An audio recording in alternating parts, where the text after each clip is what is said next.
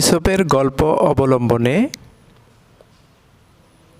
একটি ছড়া আবৃত্তি করছি। ছড়ার নাম দুষ্টু রাখাল। লিখেছি আমি নিজেই এম হাবিবুল্লাহ। রাখাল ছেলে মেষ চড়াতো গহীন বনের ধারে। বাঘ এসেছে মিছামিছি বলতো বারে বারে। বাঘ তাড়াতে গ্রামবাসীরা লাঠি নিয়ে আসে। এসব দেখে দুষ্ট রাখাল খিলখিলিয়ে হাসে। ফিরে আসে গ্রামবাসীরা দুঃখ নিয়ে মনে। বাঘ নিয়ে আর কোনো কথা বলবে না তার শনে।